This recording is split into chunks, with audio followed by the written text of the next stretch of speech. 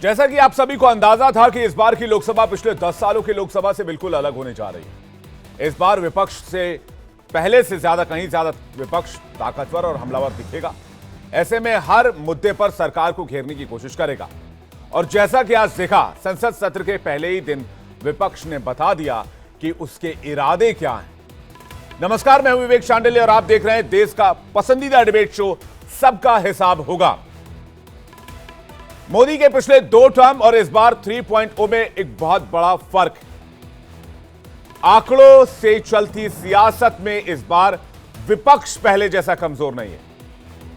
जब तक एक साथ है, यह बात यहां कोट करना चाहूंगा, जब तक इंडिया अलायंस साथ है तब तक उसके पास 234, 235 के नंबर्स हैं।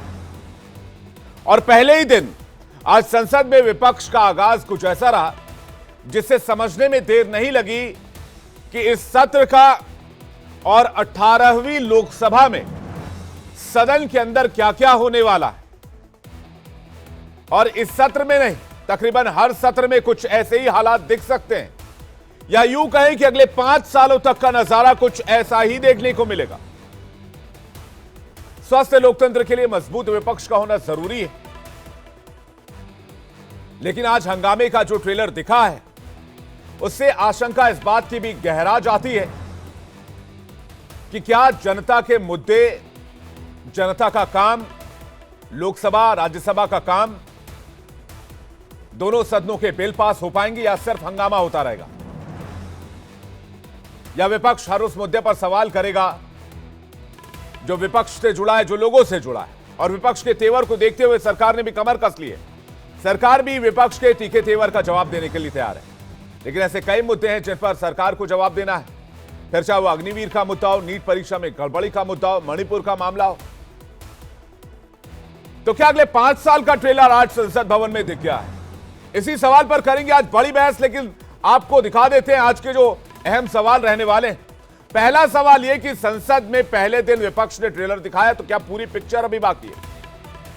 मजबूत विपक्ष का सरकार के लिए टेंशन बढ़ाने वाला है। और सबसे बड़ा सवाल, पेपर लीक के नीट के मुद्दे पर क्या सरकार बैकफुट पर है? और क्या अगले 5 साल सदन में काम कम और हंगामा होने वाला है? एक रिपोर्ट, उसके बाद आज की डिबेट।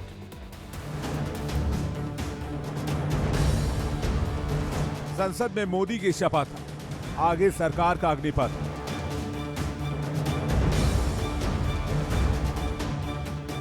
आगाज ऐसा है तो अंजाम क्या होगा?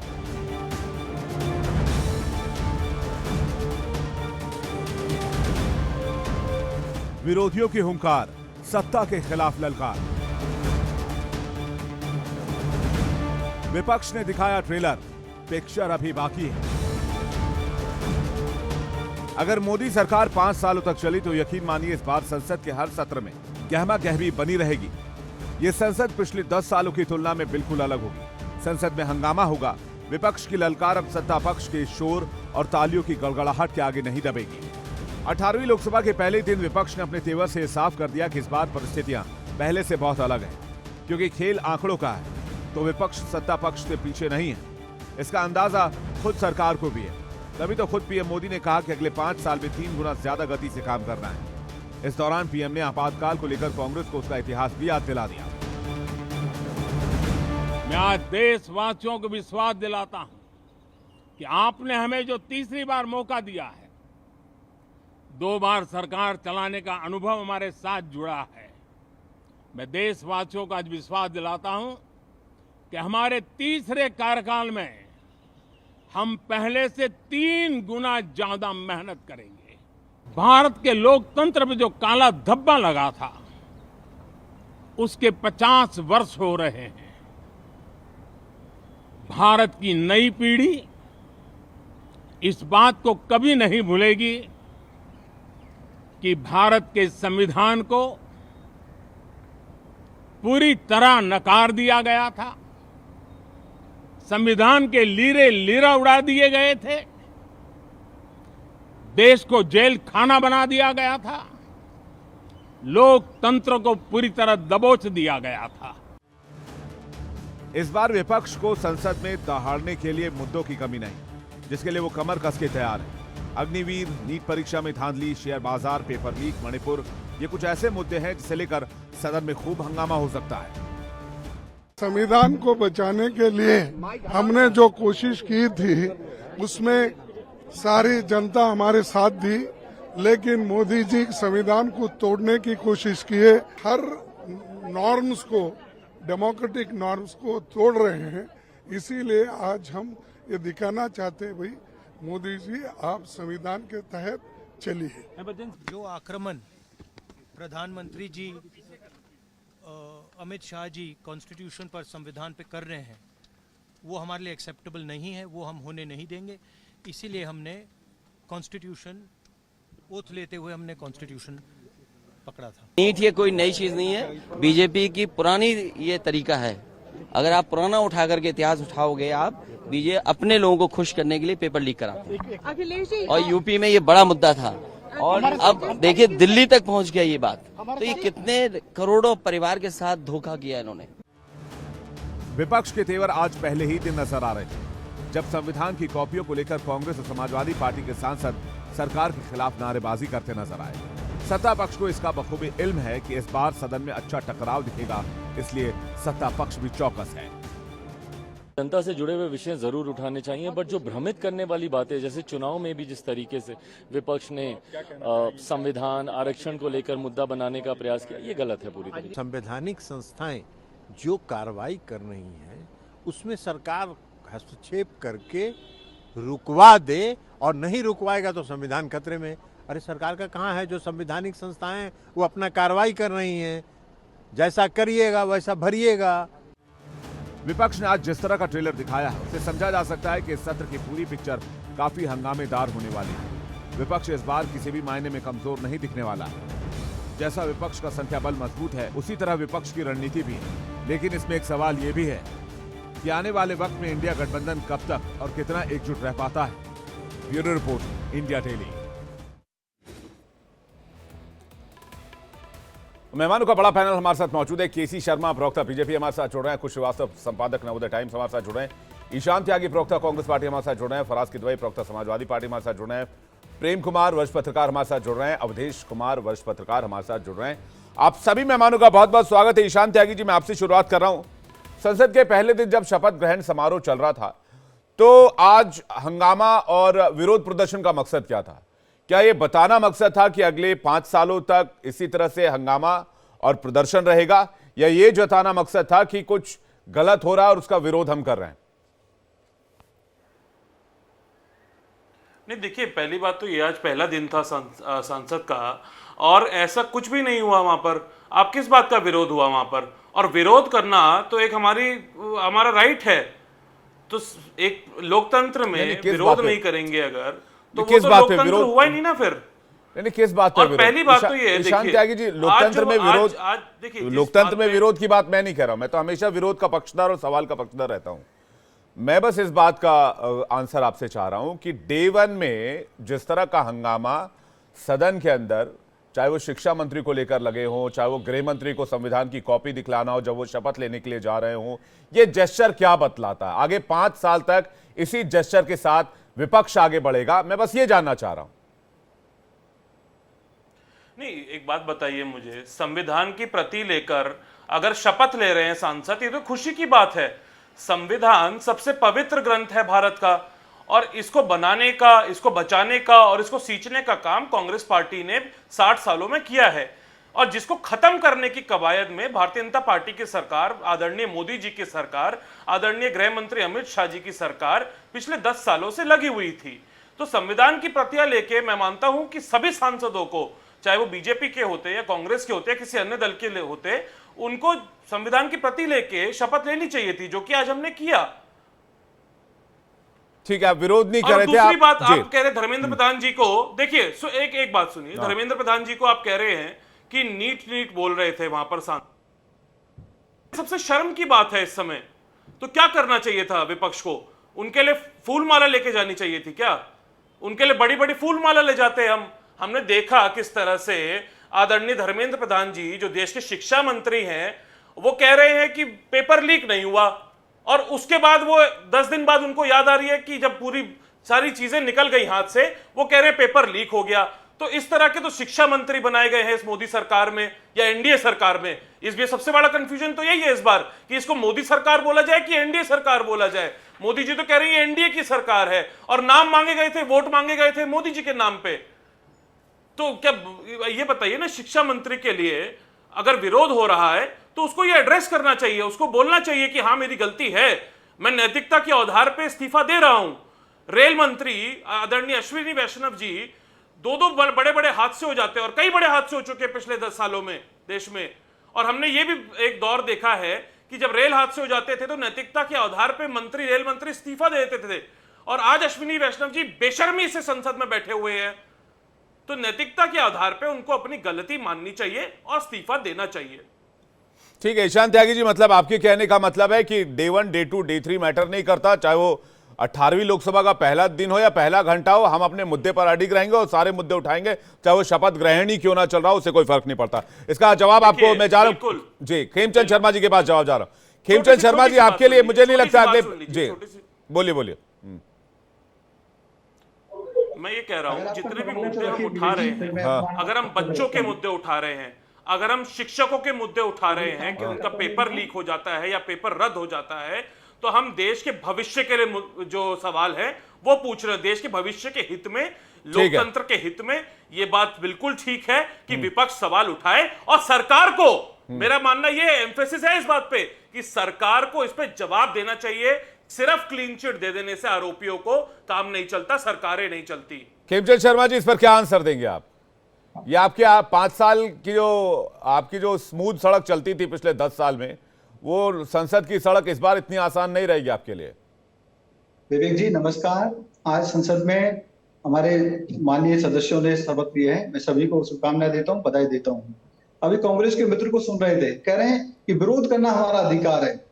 विरोध करना नहीं, आपका विरोध करना अधिकार है। अगर कहीं सरकार गलत कर रही है, अगर आपको कुछ सजेशन देना है, अगर कोई जनता के मुद्दे छूट रहे हैं, सिर्फ विरोध करना ही आपका अधिकार है, चाहे वो मुद्दे हो या ना हो, चाहे वो सकारात्मक हो या ना हो। ये आपकी एक नेगेटिव सोच को दिखाता है जो सामने। ये बता दीजिए खेमचंद शर्मा जी, मेरा सवाल है आपसे, नीट का पेपर लीक, शालीनता से चर्चा हो रही है, सुन लीजिए, आपके हिसाब से लगातार मुद्दों पे सवाल उठा रहे हैं, आप ये कहना चाह रहे हैं कि हम लगातार मुद्दों पे सवाल उठा रहे हैं। ये बताइए कि 24 लाख बच्चों का पेपर लीक हो गया। ठीक है ईशान त्यागी जी, जवाब ले लेते हैं। ईशान त्यागी जी जवाब ले लेते हैं। आप ये बताइए यूजीसी नेट, ईशान त्यागी जी जवाब ले लेते हैं, एक एक करके हो गया परीक्षा होने के बाद, क्या वो एक एक करके ईशान त्यागी जी जवाब ले लेते हैं। आपका सवाल आ चुका है एक्सीडेंट हो गया, ईशान त्यागी जी, आपका सवाल आ चुका है। एक्सीडेंट हो गया, क्या ये मुद्दा है कि नहीं? ठीक है ईशान त्यागी जी, आपका सवाल आ चुका है, जवाब ले लेते हैं जी, जवाब ले लेते हैं। आपका सवाल आ चुका है खेमचंद शर्मा जी। इसको कहते हैं अंडर कॉन्फिडेंस। अपने समय में खूब बोले लेकिन फिर भी लगता है कि कुछ छूट गया। कोई बात नहीं, देखिए भारतीय जनता पार्टी हर मुद्दे पे चर्चा के लिए तैयार है, हर बात पे संसद में संवाद के लिए तैयार है। लेकिन इनकी अप्रोच देखिए, किस तरीके की बातें कर रहे हैं। आज इमरजेंसी की पूर्व संध्या पे हमारे ये सांसद, जो कांग्रेस के सांसद हैं, गठबंधन के सांसद हैं, वो संविधान की कॉपी को लेकर दिखा रहे हैं। क्या दिखाना चाहते हैं? इस संविधान को तार तार आपने किया, सस्पेंड आपने किया, लाखों लोगों को जेल में आपने ठूसा। भारतीय जनता पार्टी ने नहीं, संविधान में मेजर चेंजेस आपने किए, मूल स्ट्रक्चर में चेंज आपने किए। आरोप हम पे लगा के 10 साल में हमने संविधान को मजबूत करने का काम किया, संवैधानिक संस्थाओं को मजबूत करने का काम किया है, देश को मजबूत करने का काम किया है, और महिलाओं को एम्पावर करने के लिए, युवाओं को एम्पावर करने के लिए, किसानों को एम्पावर करने के लिए, गरीबों को एम्पावर करने के लिए ही हमने चेंजेस किए हैं। नहीं, जो हमारे पास 10 साल बहुमत था, अब फिर बहुमत है, लेकिन नहीं, इससे नहीं पहले जो मुद्दे उठाए जा रहे हैं खेमचंद शर्मा जी, चाहे वो अग्निवीर का मामला हो, चाहे वो नीट का मामला हो, चाहे वो बाकी दूसरे मुद्दे हो, चाहे वो मणिपुर का मामला हो, वो जो कांग्रेस सवाल पूछ रही है उस पर आपका काउंटर क्या है? क्योंकि मैं उस पर भी अभी जो आज इमरजेंसी की पूर्व संध्या पर जिसके 50 साल पूरे होने जा रहे हैं, मैं उस पर भी डिबेट कर लूंगा, लेकिन उस पर क्या जवाब होगा जिसको लेकर आज हंगामा हुआ है। और ये यकीन मानिए खेमचंद शर्मा जी, ये सेशन जब तक चलेगा तब तक रोज इस मामले को लेकर हंगामा होगा। क्या तैयारी है आप लोगों की? विवेक जी, हमारी पूरी तैयारी है। सांच को कोई जांच नहीं होती। क्या पहले पेपर लीक नहीं हुए? पेपर लीक भी हुए और उन्होंने परीक्षाएं कैंसिल भी नहीं की। बच्चे हाथ पैर मारते मारते रह जाते थे, क्योंकि इनके जो सगे थे, इनके जो संबंधी थे, इनके जो खास थे, इनको एडजस्ट कराना होता था। आज अगर पेपर लीक हो रहा है, सख्त से सख्त कार्रवाई हो रही है। हमने सीबीआई को जांच के लिए दिया है। अब ये कहते हैं कि मंत्री जी ने ये नहीं बोला, मंत्री जी ने बोला एज ऑन डेट अभी कोई एविडेंस ऐसा नहीं है कि पेपर लीक हुआ है। उन्होंने ये नहीं किया कि नहीं पेपर लीक ही नहीं हुआ, वो उन्होंने एजेंसीज को काम सौंपा हुआ था, संवैधानिक संस्थाएं काम कर रही हैं। इलेक्शन के बाद मंत्री जी ने अपना कार्यकाल या जो काम है दोबारा से रिज्यूम किया, तो उन्होंने एज ऑन डेट बोला, और जैसे ही कोई भी चीज सामने आई तो हम लोगों ने देर नहीं की, हम लोगों ने बड़ी से बड़ी संस्था को उसकी इंक्वायरी करने के लिए दिया। दोबारा से पेपर हो रहे हैं, सुप्रीम कोर्ट की जो डायरेक्शन है हम इंप्लीमेंट करेंगे। हमने सख्त कानून इंट्रोड्यूस किया है जिसमें आप कह रहे हैं कि आप लोगों को अभी तक एविडेंस और मॉनिटरिंग।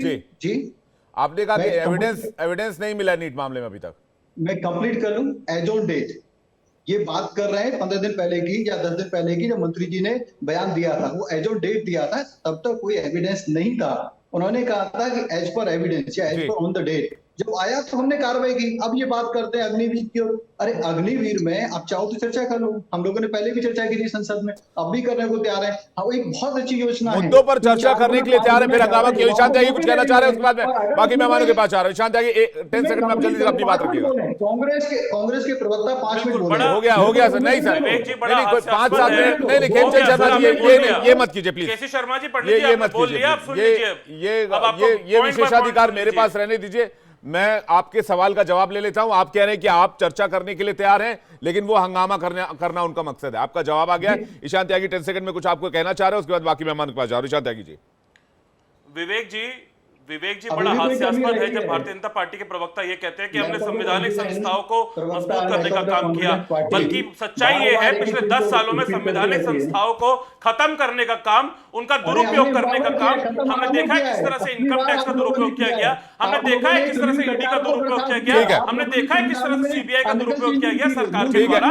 अब आइए बात दूसरी बात सुन लीजिए, अभी चर्चा जल्दी से तो इस तरह से हो रही है, सुन लीजिए पूरी। देखिए बीच में बोलेंगे तो मैं बात अपनी पूरी नहीं रख पाऊंगा, आप इनसे बुलवा लीजिए पहले, आप इनसे बुलवा लीजिए पूरा पहले। देखिए मुझे लगता है एक करके मैं दोनों लोगों से कह रहा हूं, एक करके प्लीज। अर्थव्यवस्था बनाना, तेजी से देश को आगे ले जाना, विकसित राष्ट्र बनाना। ठीक है सर, आप अपने आपकी सरकार है, आप अपने एजेंडे पे काम करेंगे। एक करके खेमचंद शर्मा जी, एक करके आप लोग नकारात्मक। खेमचंद शर्मा जी, एक करके आपका एजेंडा है देश को विकसित बनाना है, वो कह रहे हैं संविधान खतरे में। तो आपके सवाल का कि कांग्रेस का मकसद सिर्फ हंगामा करना है, मुद्दे उठाना नहीं है, क्योंकि सरकार चर्चा कराने के लिए तैयार है। मैं एक सेकंड जवाब तो ले लूं खेमचंद शर्मा जी। ईशान त्यागी विवेक जी देखिए, पिछले कई सालों में जितने भी बिल पास हुए हैं भारतीय जनता पार्टी की सरकार में, हमने ये भी देखा है, वो एक दौर वो भी देखा है जब संसद के शीतकालीन सत्र में पिछले साल दिसंबर में 150 सांसदों को स्थगित, 150 सांसदों को रद्द कर दिया गया। हमने ये भी समय देखा है कि 3 काले कृषि कानून पास हो गए और उस पर कोई चर्चा नहीं हुई।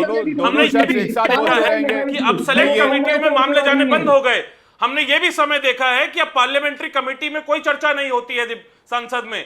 तो इस तरह की सरकार चलाना, तो पूरी चीज सिर्फ एक तरफा सरकार चलाना जानते हैं। असंवैधानिक रवैया की सरकार का सवाल उठा रहे हैं। आप सरकार को असंवैधानिक रवैये के लिए दोषी ठहरा रहे हैं। ठीक है, अब दोनों मेहमान अगर एक साथ बोलेंगे तो मैं किसी की बात नहीं सुन पाऊंगा, मुझे किसी और मेहमान के पास जाना पड़ेगा। मैं फराज किदवई के पास जा रहा हूं। फराज किदवई कुछ कहना चाह रहे हैं। फराज किदवई जी, आप लोगों का क्या स्टैंड है? आज जो तस्वीर लोकसभा में दिखी है, क्या उससे लगता है कि सुचारू रूप से सदन की कार्रवाई चल पाएगी? ये तो चिंता का विषय है। विवेक जी देखिए, सबसे पहली बात तो ये मैं खेमचंद शर्मा जी से जानना चाहता हूं कि इन्होंने एक तरह से जो पेपर लीक हुए वो जस्टिफाई किया है कि पहले की सरकारों में भी पेपर लीक होते थे। तो क्या भारतीय जनता पार्टी की ये ऑफिशियल लाइन है? पहली बात। दूसरी बात ये है कि अभी बहुत ज्यादा संविधान हो रहा था और भारतीय जनता पार्टी के लोग संविधान की बात करते हैं। भारतीय जनता पार्टी की जो मदर ऑर्गेनाइजेशन है आरएसएस, उसकी ये किताब है बंच ऑफ थॉट्स। देखिए यहाँ पर बहुत सारे पत्रकार बैठे हुए हैं, कुछ पत्रकार राइट की तरफ अलाइन है, कुछ लेफ्ट की तरफ अलाइन है, कुछ सेंटर की तरफ अलाइन है। लेकिन ये गोलवरकर साहब की किताब है बंच ऑफ थॉट्स, इसके पेज नंबर 238 पर हमारे कॉन्स्टिट्यूशन के बारे में क्या लिखा हुआ है ये अक्कू श्रीवास्तव जी बता देंगे या और जो लीजिए। फराज किदवई जी का कनेक्शन ही चला गया लगता है। बंच ऑफ थॉट्स बता रहे थे लेकिन उनके स्क्रीन शायद कनेक्ट टूट गया। मैं अकुश श्रीवास्तव जी के पास आ रहा हूं। अकुश श्रीवास्तव जी और अवधेश जी के पास आ रहा हूं। अकुश श्रीवास्तव जी, क्या तस्वीर आपको नजर आई आज लोकसभा की? लोकसभा का टाइम कैसे बर्बाद किया जाता है इसकी अच्छी तस्वीर समझ में आई है मुझे, और आगे भी ऐसी तस्वीर नज़र आती रहेगी। भर्तृहरि जी का मामला ऐसा हल्का मामला उठाए रखने की आज कोई ज़रूरत नहीं थी, और कि उनको प्रोटेम स्पीकर क्यों बनाया गया, क्या किया गया, क्यों किया गया, जबकि उस पर अगर ऐसे मुद्दों पर विपक्ष अपनी ऊर्जा नष्ट करता रहेगा तो मामला खराब होगा। दूसरा, संविधान की प्रति को ये लोग इस समय गुटखा संस्करण और न जाने कितने संस्करण चल रहे हैं, कांग्रेसी गुटखा संस्करण लेकर के आ रहे हैं, बाकी लोग अपने अपने अलग संस्थानों से जहाँ जहाँ मिल रहे हैं वहाँ से लेके आ रहे हैं, और सत्ता पक्ष भी संविधान संविधान संविधान चलाकर, मुझे लगता है कि कुछ दिनों बाद संविधान की बात कोई सुनने वाला होगा ही नहीं। एक इसको अति के लेवल पे, और ये चेतावनी भी दे रहा हूँ विपक्ष के लिए खास तौर से, जितना इसका मिसयूज इस शब्द का करेंगे उतनी उसकी गंभीरता कम होती चली जाएगी। सरकार भी जो है जितना ही उसका अतिरेक इस्तेमाल करेगी उतनी ही उसकी गंभीरता कम होगी, और धीरे धीरे आम आदमी को ये शब्द खराब लगने लगेगा। उसकी पवित्रता बनाए रखिए कृपया, उसको अननेसेसरली बीच में झगड़ों में मत फंसाइए। आपके जो राजनीतिक मतभेद हैं उनको राजनीतिक मतभेद की तरीके से इस्तेमाल कीजिए।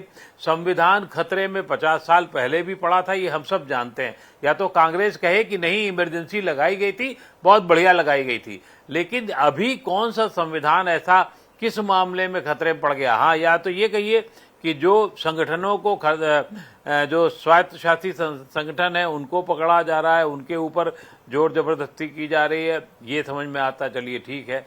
लेकिन हर वक्त एक गलत नैरेटिव स्थापित करके आप सीटें तो जीत सकते हैं, लेकिन वो बहुत आगे तक नहीं जा सकती है, ये ध्यान रखिए। एक बार काठ की खांडी जो है एक बार चढ़ती है, बार बार चढ़ाओगे नहीं चढ़ेगी, और वो कहीं आपको खुद जला देगी। तो विपक्ष को ये चाहिए कि उसको बहुत अच्छा मंच दे दिया है संविधान की प्रति ने, अब आप उसको संविधान की प्रति को उसकी मर्यादा रखते हुए आगे काम करें। उसी तरीके से सरकार को जब उसको काउंटर करना चाहिए था संविधान, तब तो कर नहीं पाई भारतीय जनता पार्टी, करने की कोशिश बहुत बाद में की, तो उसके पहले ही कर लेती तो ये स्थिति ना आने पाती। तो अब जहां ऐसा नहीं कि हर बार उसको काउंटर करने के लिए संविधान को ला करके आप संविधान की बात करें, आप अपने काम से, आप अपने तरीके से, आप अपनी स्वच्छता से, आप अपनी पारदर्शिता से, सरकार की नीतियों की पारदर्शिता से संविधान की रक्षा कीजिए, और कहीं पे भी उसको जस्टिफाई करने की कोशिश मत कीजिए कि नीट में तो गड़बड़ियां पहले भी होती रही, अभी भी होंगी। आप इस तरीके से जस्टिफाई मत करिए कि अग्निवीर हमने बनाया तो बहुत अच्छा होगा। आप जो गलत चीज है या जो जिससे बड़ा समाज का वर्ग प्रभावित हो रहा है, व्यापारी आज त्रस्त है जीएसटी को लेके और बाकी और चीजों को लेकर के, उस पर एक मुद्दे कही मैं शांत त्यागी जी में आ रहा हूं, प्रेम कुमार जी के पास आ रहा हूं, उसका जवाब लेने के लिए आऊंगा आपके पास। प्रेम कुमार जी, मुद्दे कही हैं, लेकिन जो बात अकू जी कह रहे हैं, क्या संविधान शब्द का सियासी इस्तेमाल ज्यादा हो रहा है? अगर हो रहा है तो क्या इसका फ्यूचर में नुकसान होगा? प्रेम कुमार जी। देखिए विवेक जी, सबकी अपनी अपनी राय होती है, मुझे भी अपनी राय व्यक्त करने दीजिए। अक्कू श्रीवास्तव जी ने अपनी राय रखी है। देखिए, सदन की शुरुआत हो रही है, सबसे पहले प्रधानमंत्री जी बोलते हैं सदन के बाहर, संसद के बाहर, और वो अपने बारे में कुछ भी नहीं बोलते, वो सिर्फ और सिर्फ विपक्ष के बारे में बोलते हैं। जनता ने उनको क्या इसलिए चुना है कि वो विपक्ष के बारे में बोले? उन्होंने तो पहली प्रतिक्रिया जो दी है वही इस तरह से दी है मानो पिछली सरकार का कोई अगला सेशन शुरू होने वाला हो, जबकि ये नई सरकार है, आधे से ज़्यादा सांसद नए हैं, नई इमारत है, नई संसद भवन भी नया है, और आप सरकार भी नई है, जनादेश भी नया है। शुरुआत बिल्कुल ग्लैड भाव से होनी चाहिए थी, इस तरह से कि विपक्ष भी हमारा है, हम भी चुन के आए हैं, आप भी चुन के आए हैं, आइए मिलकर के हम काम करते हैं। ऐसी तो भाषा हमने प्रधानमंत्री जी की सुनी ही नहीं। उन्होंने सिर्फ और सिर्फ विपक्ष को कोसते हुए शुरुआत की, और आप अपेक्षा करेंगे कि विपक्ष जो है वो सत्ता पक्ष की तरफ बड़ा दिल दिखा करके सामने आए, जैसा सत्ता पक्ष को दिखाना चाहिए। विपक्ष ने वैसे भी क्या किया? संविधान की प्रति लहराई कि अब नहीं चलेगी मोदी की गारंटी, ये संविधान की गारंटी चलानी पड़ेगी। यही उसका मतलब था, इसके अलावा कुछ मतलब नहीं था। नहीं, संविधान की जब वो रक्षा की शपथ बात ले है। रहे थे वो भी संविधान की ही शपथ ले रहे थे। संविधान की रक्षा कह रहे, संविधान और खतरे ये में जब संविधान, हाँ, जब आप बात तो सुनिए, जब संविधान की शपथ ले रहे थे नरेंद्र मोदी जी, तभी संविधान की प्रति दिखाई जा रही थी। तो एक तरह से समझे तो विरोधाभास कुछ नहीं है, दोनों संविधान की शपथ की बात कर रहे हैं। लेकिन इस प्रदर्शन को भी विरोध के तौर पर इसलिए देखा जा रहा है। मैं ये समझना चाह रहा हूँ, पूरा चुनाव मोदी की गारंटी के नाम पर चला। आप काफी प्रबुद्ध भी हैं, वरिष्ठ भी हैं। मैं ये समझना चाह रहा हूँ, इलेक्शन की रैलियों से लेकर संसद भवन के अंदर तक हर जगह संविधान की कॉपी दिखाना क्या संविधान के वजन को हल्का करना नहीं है? ये कौन सी सोच हुई? संविधान को बार बार और हर रोज जीना भी पड़ता है, याद भी रखना पड़ता है। हाँ, वही मैं कह रहा हूं, मेरा भी जवाब है। ये कैसी सोच है कि संविधान को हम रोज बोल नहीं सकते, साथ रख नहीं सकते, संविधान की बात बोलने से संविधान हल्का हो जाएगा? ये मैं नहीं मानता।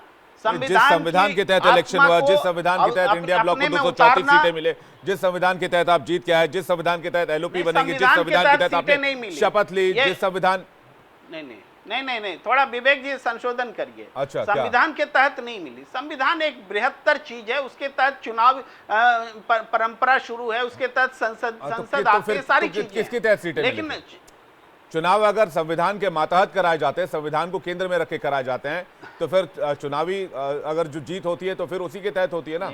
वो भी तो उसी अंतर्गत, उसी संविधान के अंतर्गत आएगा ना सर। देखिए, तो यही कह रहा हूँ, संसद की परंपरा, संसद की कार्य संस्कृति, विधान बनाना, विधान का अनुपालन करने का, एग्जीक्यूटिव होना, एग्जीक्यूट करना और उसका अनुपालन कराना, न्यायालय, सब संविधान के हिसाब से। और उसकी आत्मा जो हम लोग जानते हैं, आत्मा वही बात मैं भी कह रहा हूँ। वो संविधान, जब आत्मा हिलती है, जब आत्मा पर चोट पहुंचती है, तो हमें संविधान की कॉपी की जरूरत पड़ती है। आज विपक्ष बोल रहा है कि भाई सबसे वरिष्ठ व्यक्ति प्रोटेम स्पीकर क्यों नहीं है? ये संसदीय परंपरा का उल्लंघन है। ठीक है, मैं फराज की हमारे साथ दोबारा आगे मैं खेमचंद शर्मा जी आ रहा हूं, अवधेश जी इस पर जवाब देंगे। अवधेश जी, उसके बाद मैं फराज की जी आपके पास आ रहा हूं। ईशान की थोड़ा सा वेट कीजिएगा, मैं बाकी मेहमानों का रुख कर लूं, उसके बाद आपके पास रुख करूंगा। अवधेश जी, ये प्रेम कुमार जी आवाज नहीं आ रही? नहीं आ रही आपकी आवाज, बोलिए ना। प्रेम कुमार, ठीक है। प्रेम कुमार जी ने प्रधानमंत्री को ऐसे कोट कर दिया है, पता नहीं इनको सीधा उल्टा और उल्टा सीधा कैसे दिखाई देता है। ये बाद की चीज पहले सुन जाते हैं, पहले की चीज बाद में सुन जाते हैं। प्रधानमंत्री जी ने जो अपने भाषण की शुरुआत की है, उन्होंने कहा कि 18वीं सदी लोकसभा नए संकल्पों, 18वीं लोकसभा नए संकल्पों के साथ काम करेगी। यह नई उमंग, नई उत्साह और नई गति को प्राप्त करने का अवसर है। आगे उन्होंने कहा है कि सरकार चलाने के लिए बहुमत जरूरी है, लेकिन देश चलाने के लिए आम सहमति जरूरी है। तो उन्होंने ऐसा कुछ नहीं कहा है। लेकिन हाँ, अगर ये जून का महीना, आगामी 25 जून आपातकाल को याद करने का समय है, और उस समय लोकतंत्र बेड़ियों में जकड़ा था, लोगों को जेल जाना पड़ा था, सारे विपक्ष के नेता, बड़े पत्रकार, एक्टिविस्ट जेल में डाले गए थे, तो वो संविधान के साथ जो वो संविधान का जितना बड़ा सम्मान था, उसको याद करना और यह बताना कि हम सब मिलकर ऐसा करें कि आगे वो अवसर ना आए कि फिर से लोकतंत्र का गला घोटना पड़े। तो इसमें ऐसा क्या था जिसके आधार पर विपक्ष को मार्च का, अच्छा प्रधानमंत्री अगर मान लीजिए आज नहीं बोलते, पढ़िए ना, अपोजिशन को नहीं भाई साहब, आप उसको पूरा पढ़िए ना। कहा, सुनिए भाई, आपने अपोजिशन को लेके कहा है। मैं पूरा इसलिए नहीं पढ़ रहा हूं कि देश ने सुना है, केवल याद दिलाया हूं कि आपने जो किया वो आधी अधूरी किया है। जब संसद सत्र की, अभी ठीक से अभी संसद का शपथ ग्रहण नहीं हुआ सांसदों का, उसके बावजूद हम गांधी के मूर्ति पुरानी जगह थी, वहां इकट्ठे होंगे, वहां से हम मार्च करेंगे, नारे लगाएंगे, संविधान हाथ में लेके लहराएंगे। अगर संविधान इतना पवित्र है तो उसको उठा के लहराने से वो ज्यादा पवित्र हो जाएगा सबके अंदर। और ये मेरा अपना ये मानना है कि इस समय विपक्ष अभी तक चुनाव के मूड से नहीं निकला है। विपक्ष को लग रहा है कि अभी हम चुनाव के ही स्थिति में है, लोकसभा और राज्यसभा का संसद का अधिवेशन ऐसा समय है कि उस चुनाव के माहौल को और ऊपर उठाओ, संविधान आरक्षण पर खतरा, तानाशाह सरकार जा रही है, अराजक है, संविधान को नहीं मानती है, जोर जोर से बोलो, ऐसी स्थिति पैदा करो कि देश में एक एनार्की का माहौल बन जाए मानसिक रूप से, और सरकार को हिलाने की कोशिश करो और फिर चुनाव में जाओ। तो ये विपक्ष की एक रणनीति दिख रही है, बहुत खतरनाक रणनीति है। आपको इतनी संख्या में भेजा है, आप दबाव डाल के सकारात्मक दृष्टि से सरकार से अपनी बात मनवाइए, अच्छे नीति नियम पारित करवाइए, इसके लिए भेजा है। अब राहुल गांधी जी ने क्या कहा था कि इस बार संसद सत्र में मजा आएगा। अब राहुल गांधी जी को किस चीज से मजा आता है वो तो पूरा देश जान रहा है कैसे वो मजा आता है। क्या मजा आने के लिए संसद है? संसद में लोगों ने चुन के भेजा है, आपको ताकत दिया है, सरकार के प्रति जितना असंतोष व्यक्त करना है कर दिया है, लेकिन 5 साल आपको जिम्मेवारी के साथ देश की चुनौतियों का फराज किदवई अवधेश जी को स्क्रीन पर लेकर आइए। के लिए मिला है तो मिला है, तो उसको आप संविधान लहरा के सरकार प्रोटेम स्पीकर कह रहे हैं। मैं तो प्रेम जी से मैं जानना चाह रहा हूँ कि प्रो टेम स्पीकर को लेके क्या इसके पहले कभी कोई विवाद किसी ने किया था? किसी को बनाया गया, नहीं बनाया गया? संविधान में या कहाँ लिखा हुआ है? ठीक है, मैं इसका फराज किदवई जी से जवाब ले लेता हूँ। अननेसेसरी मुद्दों को छेड़ा जा रहा है, सिर्फ और सिर्फ रकस क्रिएट करने के लिए, हंगामा करने के लिए। फराज किदवई, आप चूंकि आपका कनेक्शन कट गया था इसलिए हम आपका रिएक्शन चाहेंगे, उसके बाद निशांत त्यागी जी के पास और खेमचंद शर्मा जी के पास जा रहा हूँ। फराज किदवई जी। जी विवेक जी, पता नहीं मैं अपने फर्स्ट शॉट में कितना बोल पाया, कितना आप लोगों ने सुना, लेकिन अगर भारतीय जनता पार्टी, आरएसएस और भारतीय जनता पार्टी के मानने वाले लोगों को इस बात से तकलीफ होती है कि विपक्ष के हाथ में संविधान है, तो ये संविधान मरते दम तक हम लोग के हाथ में रहेगा और इसको हम दिल पर से लगा करके रखेंगे, चाहे भारतीय जनता पार्टी को चाहे जितना बुरा लगे। दूसरी बात अब चुप रहिए, खेमचंद जी चुप रहिए। दूसरी बात यह है कि भारतीय जनता पार्टी और आरएसएस को तो संविधान पर बोलने का कोई अधिकार ही नहीं है, क्योंकि जब गोलवलकर साहब बोलते हैं, क्या बोलते हैं संविधान के बारे में, इस बंच ऑफ थॉट्स के पेज नंबर 238 पर लिखा हुआ है, आप लोग सब जाकर के पढ़ लीजिएगा कि संविधान की कितनी क्या नाम है सम्मान करती है भारतीय जनता पार्टी और कितनी सम्मान करती है आरएसएस। 1950 की एक डिबेट है, उसको उठा करके देख लीजिएगा, आरएसएस के लोगों ने संविधान को अपशकुन बोला था। अब विवेक जी अनइंटरप्टेड मुझे 60 सेकंड दे दिएगा। 2014 के बाद से सत्ता का एकाधिकार इस तरह से किया गया, इस पर्पस के लिए किया गया, चाहे वो विपक्षी सांसदों के खिलाफ हो, मीडिया के खिलाफ हो, बुद्धिजीवियों के खिलाफ हो या फिर किसानों के खिलाफ हो, ये एक तरह का कॉन्स्टिट्यूशनल कूप डिटेक्ट था।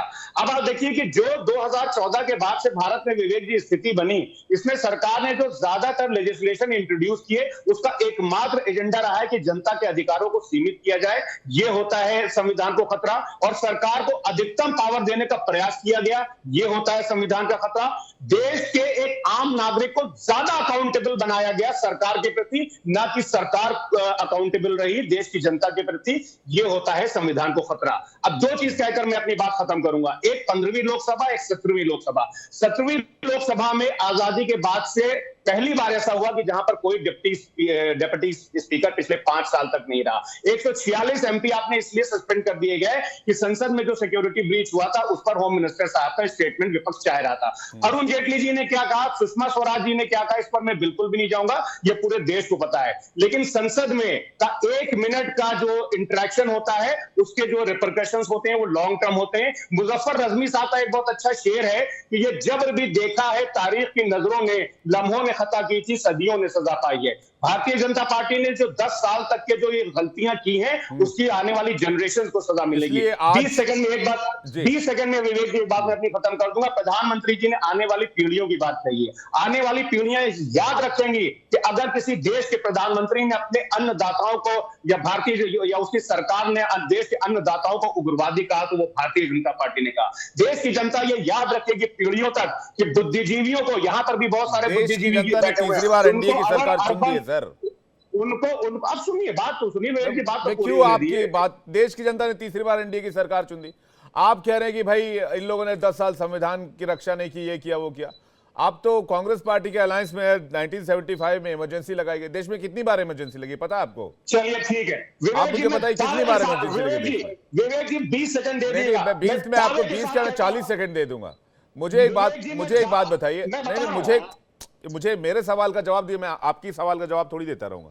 मैं ये कह रहा हूं फराज भाई कि इस देश में सिर्फ संविधान के नाम पे पहला दिन था। अगर आपको देश से जरूरी मुद्दे जुड़े हुए उठाने थे तो आप नीट का मुद्दा उठाते, अग्निवीर उठाते, आप मणिपुर उठाते, आपको बहुत सारे, आपको मार्च करना था, आप मणिपुर के मुद्दे पे मार्च करते, जिसपे सरसंघ चालक ने भी कहा है।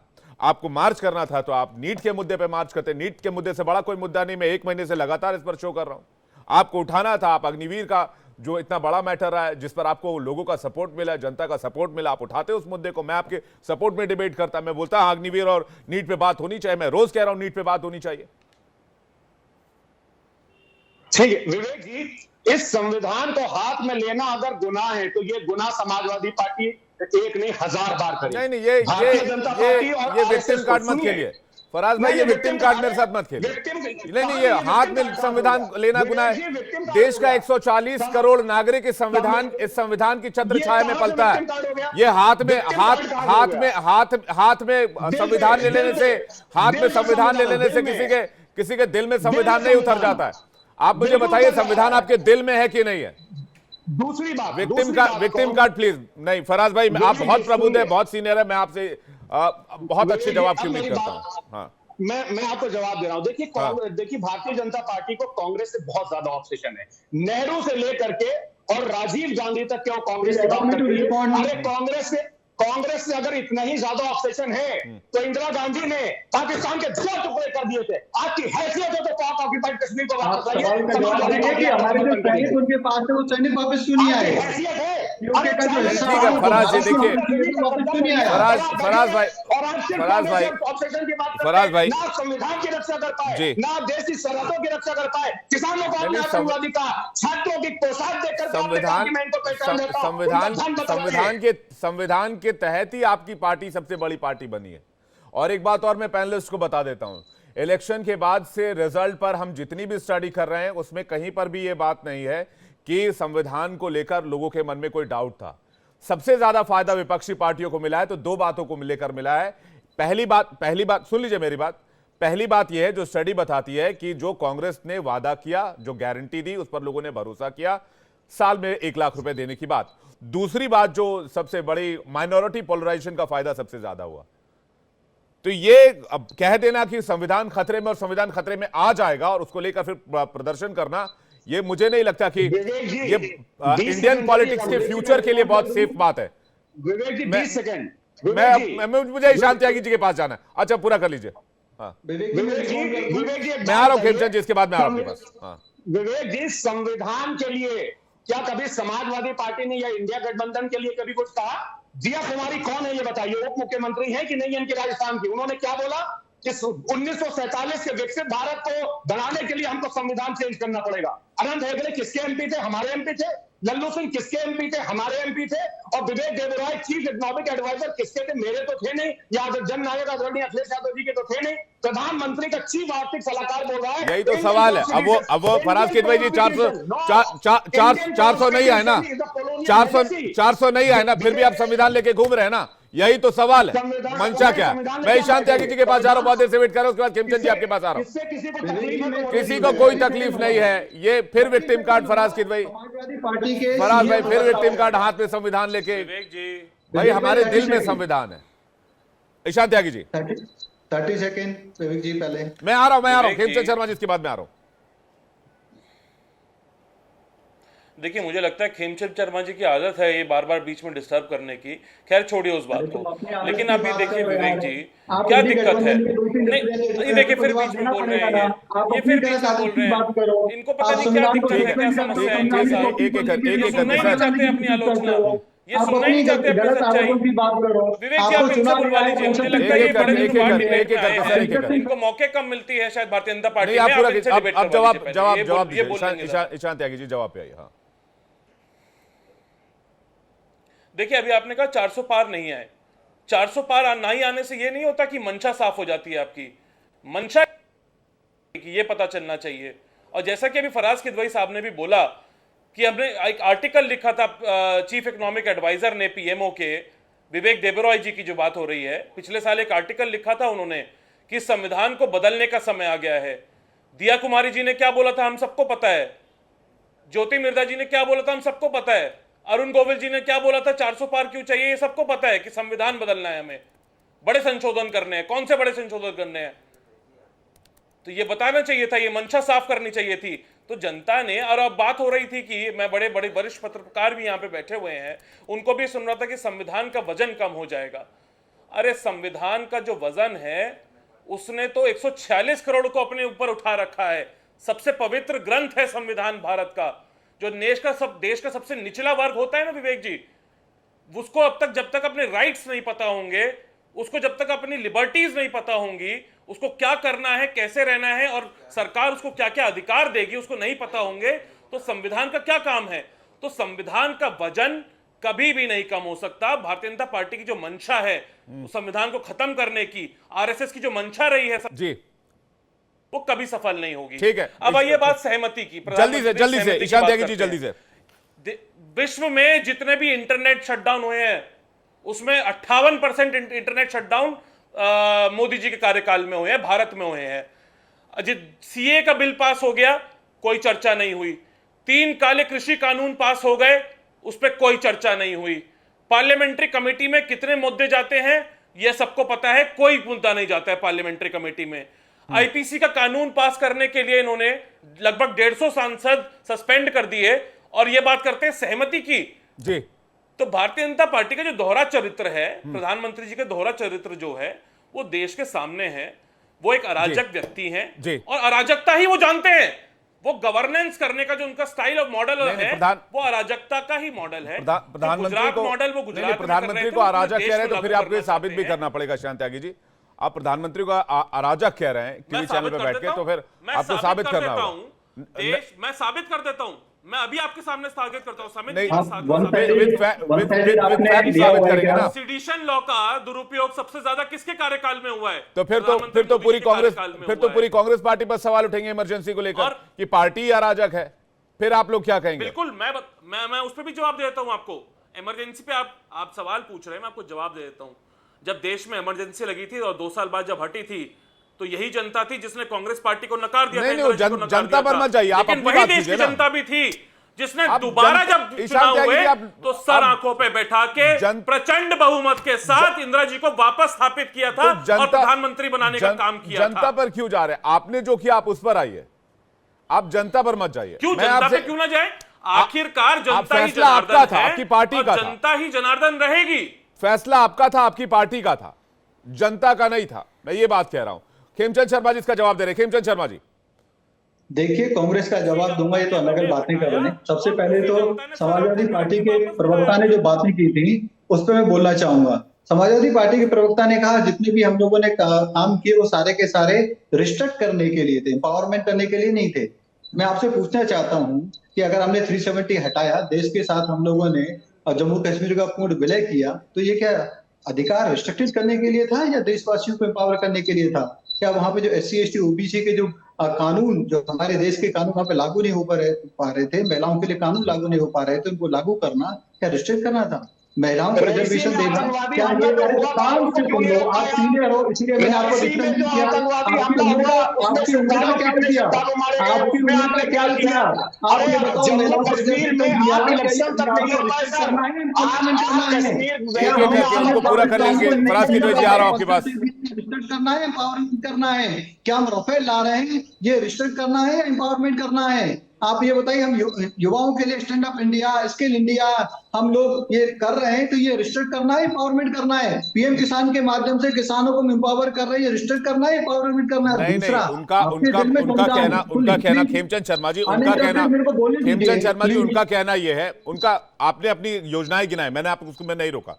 उनका कहना यह है कि आपने 10 साल में जो फैसले किए, जब आप मेजॉरिटी में थे, बीजेपी मेजॉरिटी में थी, तो आपने विपक्ष की सहमति नहीं ली, विपक्ष को साथ नहीं लिया, विपक्ष से चर्चा नहीं की, एक पक्ष होकर आप इस बिल लाते रहे, उसको पास कराते रहे। खेमचंद शर्मा जी इसका जवाब दीजिएगा, उसके बाद बाकी मैं पास जा रहा हूं। इंडी गठबंधन के 2 प्रवक्ता बोल रहे हैं, आप मेरे को थोड़ा सा समय दीजिए, नहीं तो बात बराबरी नहीं होगी। देखिए, इन्होंने एक चीज और कही कि हमारे दिल में संविधान है। आप सीनियर है, मैं आपकी इज्जत करता हूँ, आज आप टीवी चैनल पर बोलिए, जितने भी मुसलमान हैं उनको वंदे मातरम और राष्ट्रगान दोनों गाना चाहिए, उसका सम्मान करना चाहिए। ये संविधान की मूल आत्मा है। मूल आत्मा है मुसलमान थे। संविधान की। भारतीय जनता आपको कहना पार्टी चाहिए, का समाजवादी जान पार्टी को चेहरा कहना यही चाहिए, है आपके विवेक बड़े जी नेता कि राष्ट्रगान नहीं गाते, इनको राष्ट्रगीत हिंदू नहीं गाते, मुसलमान के और अलावा और हमारे कोई बात ही नहीं करनी है। नहीं करते, पर आप बात करते हो कि आपके दिल में संविधान है, आपके दिल में राष्ट्रभक्ति है। बोलिए टीवी पे, बोलिए राष्ट्रगान गाना चाहिए सभी मुसलमानों को, राष्ट्रगीत गाना चाहिए सभी मुसलमानों को, अरे झंडे को सलाम करना चाहिए, झंडे को सलाम करना चाहिए। बोलिए, पता चल जाएगा आपको। देखिए, इस तरह के हम लोगों ने विपक्ष को साथ में लिया, सीएए पे आपसे हल्ला मचाओगे, देखिए, संविधान के मामले को लेकर डिबेट हो रही है, उसमें मैं चाहूंगा कि हिंदू मुसलमान ना हो। खेमचंद शर्मा जी, मैंने आपसे बहुत सीधा सा सवाल पूछा था। खेमचंद शर्मा जी, मैंने आपसे बहुत सीधा सा सवाल पूछा था, उसका बहुत आसान सा जवाब होना चाहिए था आपके पास। कोई कानून बनने नहीं देना नहीं, चाहते तो क्या हम उस पे खेमचंद शर्मा जी, खेमचंद शर्मा जी बहुत सीधा सा सवाल पूछा था। क्या बीजेपी की सरकार ने, बीजेपी लेड गवर्नमेंट ने पिछले 10 साल में विपक्ष के साथ पक्षपात किया, हाँ या नहीं? मैं जवाब होना चाहिए आपका। हम लोगों ने साथ लेने की कोशिश की, लेकिन ये नकारात्मकता के साथ चल रहे थे। पहले हमारी सरकार में तो कांग्रेस ये रियलाइज ही नहीं कर पाई कि वो सत्ता में है या विपक्ष में है, वो उस फीवर से बाहर ही नहीं आ पाई। इनको लगता था कि ठीक है, प्रेम कुमार जी के पास आ रहा हूं, उसके बाद अक्कू जी आपके पास आ रहा हूं। प्रेम कुमार जी कह रहे हैं वो साथ लेकर चलने की कोशिश कर रहे थे, लेकिन विपक्ष साथ आने को तैयार नहीं था। प्रेम कुमार जी, देखिए, चलिए, उनका पक्ष है। खेमचंद जी कोशिश कर रहे थे, अगर बोल भी रहे हैं तो ये स्वागत योग्य बात है कि बीजेपी कोशिश कर रही थी कि विपक्ष को साथ में लेकर चला जाए, तो ये स्वागत योग्य बात है। आगे भी ऐसी कोशिश दिखानी चाहिए। पर देखिए, अब तो हालात राज्यसभा में भी मुश्किल होने वाले हैं। आप थोड़ी देर पहले अवधेश जी कह रहे थे कि राहुल गांधी को मजा आ रहा है, बोल करके मजा शब्द पर उन्होंने कहा कि संसद में कैसे मजा आता है। मजा तो राजस्थान में आएगा, अब मैं कह रहा हूं, क्योंकि अब ऐसा नहीं होगा कि कोई कहीं भी आप ध्वनि मत से कुछ पारित करा देंगे। अब आपको टक्कर लेनी पड़ेगी, मत विभाजन करना पड़ेगा। अब आपको ऐसा नहीं होगा कि स्पीकर किसी विपक्ष की आवाज़ को दबा दे, म्यूट कर दे। ऐसा भी नहीं होगा कि अपोजिशन बोले और 45 मिनट में 3 मिनट तक राहुल गांधी दिखे और 42 मिनट कोई और दिखे। आज बीजू जनता दल ने कह दिया है, 9 राज्यसभा के सदस्य हैं, वो अब बीजेपी के साथ नहीं रहेगी राज्यसभा में। वाईएसआर कांग्रेस ने भी कह दिया है, 11 राज्यसभा सदस्य हैं उनके, वो भी नहीं रहेंगे बीजेपी के साथ में खड़े। 20 का नुकसान हो गया राज्यसभा में। तो एनडीए अब बीजेपी अब लोकसभा में ही नहीं, राज्यसभा में भी कमजोर हो गई। इसी मजे की बात कर रहे हैं आप। तो बिल्कुल, जब एक तरफा जिस देश में बिना मत विभाजन के कानून पास हो जा रहा है और पारित हो जा रहा है, वापस ले लिया जा रहा है, ले आया जा रहा है, तो उस समय सत्ता पक्ष मजे ले रहा था। अब अपोजिशन लेगा, आपको मत विभाजन करना पड़ेगा, और ये जनता के लिए मजे लेना है। जनता के लिए बातें की जा रही है। मजा लेना मतलब कोई ऐस मौज वाली मजा नहीं है। ये जनता के लिए बात की जाएगी, करना होगा, सुनना होगा। अक्कू जी, आपका रिएक्शन अवधेश जी के पास में जा रहा हूं। जी अक्कू जी। मेरे तो अभी रिएक्शन सिर्फ इतना ही हो रहा है, जो हमारे प्रतिपक्ष के आपसी जो विभिन्न दलों के नेता हैं जिस तरीके से बातचीत कर रहे हैं, और अगर इनके बच्चों से बातचीत की जाए तो वो तो इस जो बशीर बद्र का शेर है ना, दुश्मनी जम कर करो लेकिन ये गुंजाइश रहे, जब कभी हम दोस्त हो जाएं तो शर्मिंदा ना हो। अभी उनके बच्चे शर्मिंदा होंगे कि हमारे माँ बाप इस तरीके की बातचीत करते हैं, आपस में लड़ते हैं। तो मैं तो सुनना भी मेरे लिए बहुत मुश्किल हो रहा था, लेकिन अब बैठना है तो बैठना है। तो एक तर्कों के आधार पर बातचीत क्यों नहीं हो पाती, मुझे ये नहीं समझ में आता है। आप अपनी बात तर्क के साथ रखिए, पुराने रिकॉर्ड को लेकर मॉनसून सत्र में आप क्या देख पा रहे हैं? आपने ऐसे कई सेशन देखे होंगे, लेकिन इस तरह की शुरुआत, इस तरह की ओपनिंग तो मैंने आज तक नहीं देखी है। अब आप तो मुझसे और भी बहुत ज्यादा सीनियर है। आने वाले दिनों में इससे बुरी हालत होने वाली है, इससे बुरी बर्बादी होने वाली है। देश की संसद में कोई काम कायदे का नहीं हो पाएगा, ये मैं अभी से कह रहा हूं आपको। और देश का पैसा, देश की जनता का पैसा बर्बाद होना है, ये भी कह रहा हूं मैं। अवधेश जी, आपका रिएक्शन, आपको लेकर तो प्रेम कुमार जी ने कोट करके कहा, आपने जो मजे की बात की। मैं प्रेम कुमार जी में आ रहा हूं। अवधेश जी। नहीं, देखिए, देखिए, अभी डिबेट में ऐसी कई बातें हुई हैं जिनका उत्तर दिया जाना बहुत जरूरी है। अब प्रेम जी को तो राहुल जी से ज्यादा मजा आ रहा है आपके डिबेट में कि राज्यसभा में भी अलग हो गया, वहां भी हंगामा होगा। जो परिस्थितियां हुई हैं, अगर ध्वनि मत से नहीं होना है, मत विभाजन से होना है, तो मत विभाजन से होगा। अब सरकार का अगर भारतीय जनता पार्टी के पास बहुमत नहीं है, उनके पास जो है उस ढंग की सीटें नहीं है, तो उन परिस्थितियों में सरकार चलानी है तो वो चलाने की कोशिश करेंगे। उनके लीडरशिप पर निर्भर है कि इस प्रकार के एक आक्रामक, जिम्मेवारी से दूर भागने वाले, हंगामा करके संविधान के नाम पर संविधान के अनुशासन की सरेआम खिल्लियां उड़ाते हुए, संविधान का मजाक उड़ाते हुए संविधान की रक्षा करने वाले की बात करने वाले विपक्ष से कैसे वो तालमेल करते हैं और देश उसको किस रूप में लेता है, आने वाला समय बताएगा, वो चलेगा। लेकिन हमारी चिंता तो हमारा देश है ना। अरे देश है तभी पार्टी है, तो हमारे लिए तो हमारा देश है कि देश कैसे चलेगा इस स्थिति में, जो स्थिति बनाई जा रही है। और 2-3 बातें आई है, देखिए जो जल्दी से अवधेश जी, जल्दी से है वो ये किताब करना नहीं, सुनिए ये तो गलत होगा। जल्दी से आपने मतलब बाकी को तो आप इतना समय देंगे, जल्दी कैसे हो जाएगा? अवधेश सर, क्षमा प्रार्थी हूँ, लेकिन आपको अपनी बात सीमित शब्दों में पूरी करनी होगी, जल्दी से प्लीज। नहीं पूरी करनी है, लेकिन आपने समय नहीं दिया। जब जिस किताब को बंच ऑफ थॉट को कोट किया कि पेज नंबर इतना, मैं तो चाहता था कि वो पेज नंबर पढ़ दे, और मैं पूरी जिम्मेवारी से कह रहा हूँ और मैं उस पूरी किताब को पढ़ा हूँ। जो बात वो कह रहे हैं उस किताब में कहीं भी नहीं लिखा हुआ है। अक्कू जी भी बैठे, अक्कू जी भी जाए उस किताब को घर पर उल्टे। मैं प्रेम कुमार जी को भी कह रहा हूँ, ये सरेआम जो झूठ बोलते हैं ना बीजेपी आरएसएस के नाम पर। और मैं बता रहा हूं, संविधान की सबसे ज्यादा आलोचना इस देश की कम्युनिस्ट पार्टियों ने किया, कहा कि ये साम्राज्यवाद का दस्तावेज है। ये अंग्रेजों के, लोहिया जी तो उसके सदस्य थे। लोहिया जी का जो क्रिटिसिज्म है वो पढ़िए। लोहिया जी ने लिखा है कि इस संविधान के 80% शब्द 1935 के एक्ट के हैं, तो लोहिया जी संविधान विरोधी हो गए।